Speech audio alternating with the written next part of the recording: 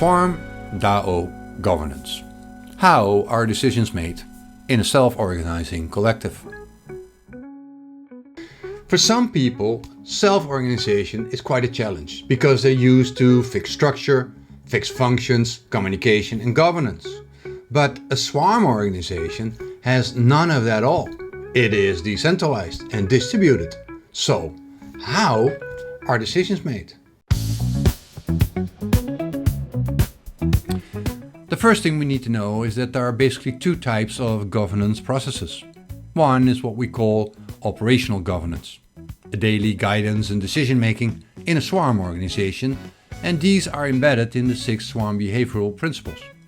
Second is governance over the commons, only used for fundamental system changes for general benefit. This requires a token voting system. It occurs less often, yet it is easiest to explain, so let me start with governance over the commons. How does it work? Let's say that a collective detects one or more governance issues. First thing they probably do is analyze the problem, set priorities and make proposals on how to solve them. These are presented as proposal buckets. Members can then assign tokens and so collectively make decisions. This creates what we call a real-time, location-independent decision system. It's actually a form of direct democracy. But in a swarm, nothing can be permanent. We need to constantly test our choices over time. That's why this system needs to have what we call a voting decay. Now, on a small scale, this can be done manually, but for larger collectives, we should use DAO technology, and luckily, these systems already exist. What I've just showed you is the Give It Conviction voting system, and it really works brilliantly. Now, next, operational governance. This is embedded in the 6 behavior principles of swarm organization. However, it's a little less easy to explain. But it starts with the insight that a decision, which is basically a solution to a problem, is always triggered by an event that affects the purpose. And in nature, remember, that's eat, don't get eaten, reproduce. The problem is always solved at the point of occurrence of the event with the available individuals and resources. Action is swift and autonomous, and information is broadcasted simultaneously. They constantly evaluate and repeat what they're doing. Now, I want to explain this with a little animation I made for you, in this case a swarm of fish. Imagine a swarm of fish following its purpose, whatever that may be. And then all of a sudden an event occurs.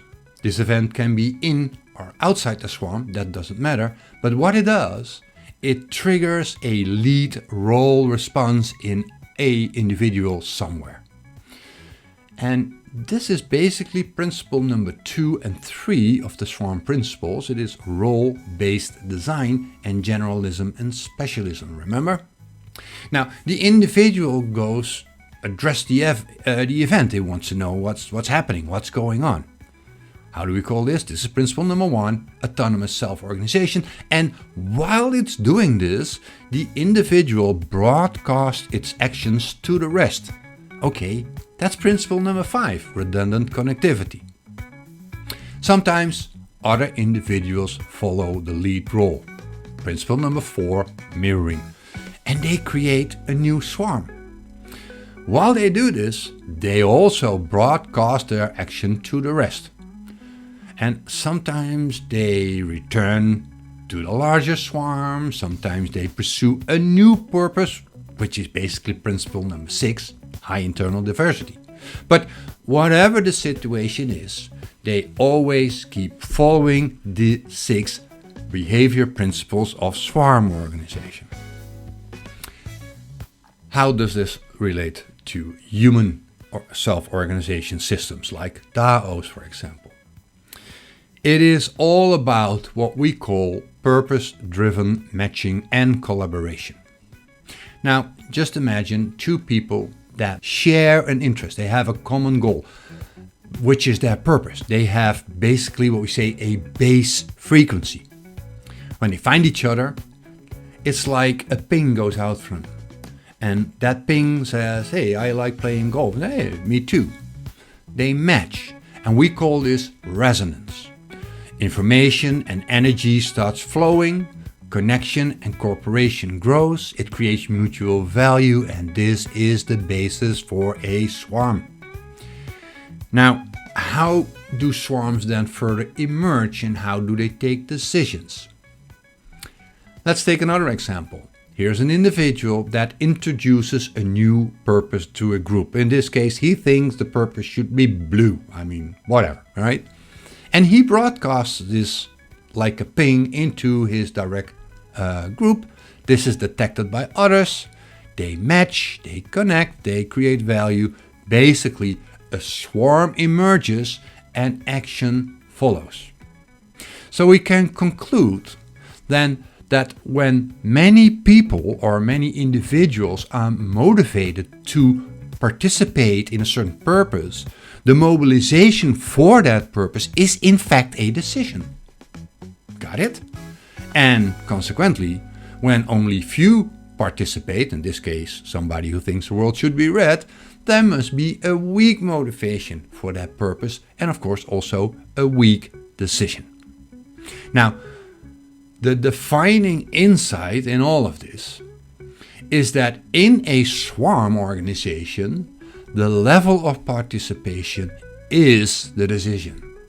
And it seems evident that the 6 swarm behavior principles, as we can observe in nature, are basically a behavior response, action-reaction mechanism for creating instant decisions in very large collectives. And there is no reason whatsoever to believe that we humans can't use this too. Remains only one issue to be solved. How can we accurately administer our results? And evidently for this, we have the blockchain. It's basically an electronic ledger, a digital notary, and it prevents loss, duplication, and fraud. We will use this for our vision for the organization of the future. DAOs based on swarm organization. A symbiosis of nature, humanity, and technology to create highly adaptive, self-organizing systems where people are matched based on their purpose. Now, we know change doesn't slow down. It will only keep on accelerating. So to remain relevant in the future, we and our organization must learn to adapt much faster and thus also solve problems much faster. The Swarm Symbiosis DAO makes this possible.